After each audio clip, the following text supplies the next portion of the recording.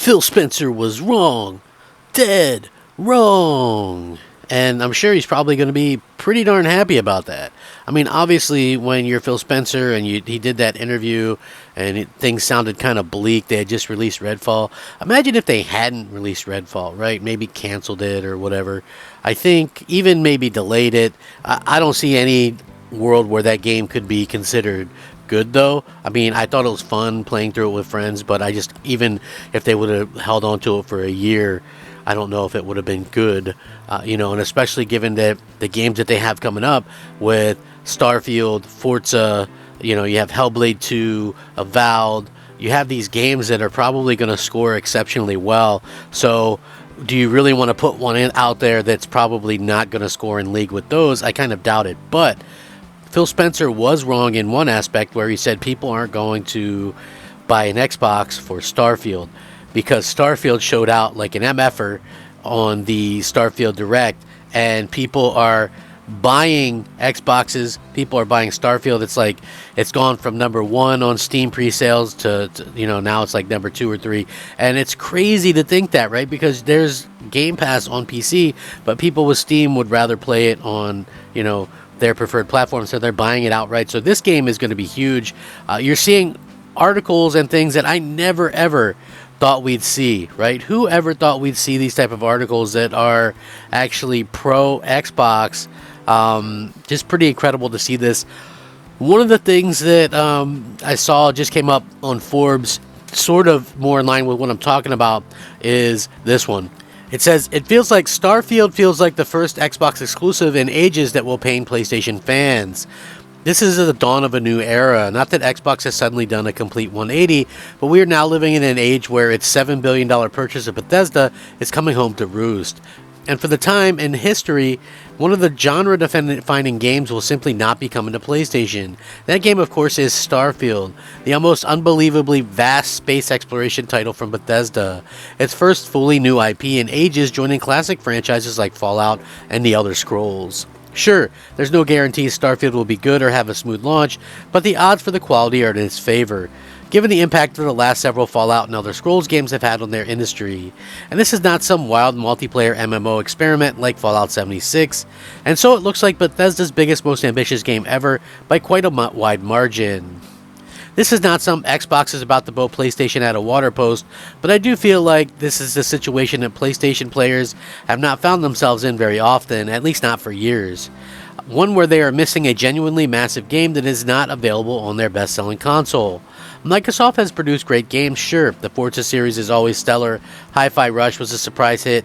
Gears of War has a long history, but in terms of biggest blockbusters, you have not exactly seen PlayStation fans bemoaning the fact that they can't play Halo or certain stuff like Redfall. It feels like the first time that both A, PlayStation fans are genuinely envious of a game coming to Xbox despite what fanboy wars about frame rate and such may say, and B, something does indeed feel like it was taken away from PlayStation as a result of the enormous Microsoft purchase. Even future big games like Fable and Perfect Dark aren't in that category as Microsoft IP, and Obsidian's Avowed isn't anywhere close to this scale either. It's like imagining Skyrim, which has sold 60 million copies in 12 years, not coming to PlayStation. Fallout 4 sold 12 million copies in 24 hours back in 2015. Starfield will not put up on that level of sales because it's being offered day one on Game Pass, though it's already stopped topping the Steam charts via pre-sales. This is the main difference, of course, that Microsoft exclusives are not Xbox exclusives in a traditional sense, as they do come to PC. That certainly is a way for PlayStation players to get their hands on the game in a way that Xbox players cannot grab God of War or Ghost of Tsushima at launch. And yet, I do not think we can operate under the assumption that PS4, PS5 owners all have the kind of gaming PCs needed to run Starfield effectively. Some do, I'm sure, but a small portion. And so the point stands that with a lot of PlayStation-only players being left out, then of course there are cloud-based purchases and tech that is still a bit unproven. This is, of course, what Microsoft wants. Despite all the talk about opening up games for more players, that's always just about what their cloud gaming ambitions could turn out to on other devices. they very much do want a roster of Xbox exclusive games to rival PlayStation's well-received big exclusives. PlayStation players can pretend otherwise, but if Starfield comes out and is as big as Fallout or Elder Scrolls, it's going to be a huge pain point not to have it across their console of choice. There are some workarounds, but many won't be able to employ them, and Microsoft wants this to become the norm, not an exception, as they try to keep pace on the first-party front. So we're seeing more and more articles like this come about, and, again, this is very interesting to see because I think Microsoft has a lot of great things on the horizon that isn't going to come to PlayStation. And you look back to what Phil Spencer said, and I still think he was somewhat right because you're not going to see Xbox overtake PlayStation overall or anything like that. But you also have like this other article that I saw, which was very interesting. It said, Starfield is convincing me to ditch my PS5 for an Xbox Series X, which seems like a direct anti-quote to what Phil Spencer said at that kind of funny interview. It's an opinion piece, and it says Sony has typically excelled at supporting its consoles with system-selling games. The PlayStation 1 had Metal Gear, the PS2 had Grand Theft Auto San Andreas, albeit a timed exclusive. The PS3 had The Last of Us, and the PS4 had God of War. The excellent track record is the main reason why I've stayed loyal to the brand. But now we're just over 2 years into the cycle, and there's no sign of system-selling PS5 exclusive launching anytime soon. Sure, the PS5 has seen the launch of games such as God of War Ragnarok and Horizon Forbidden West, but both were also available on PS4, so cannot realistically be considered as system sellers. The Xbox Series X is admittedly still searching for a system seller too.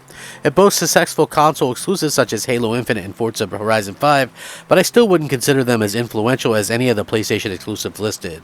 Following the recent Xbox Game Showcase event, I think that the Series X system seller may be arriving sooner rather than later. Trailers for Fable, Avowed, Hellblade 2, and Forza Motorsport all impressed, but Starfield stole the spotlight.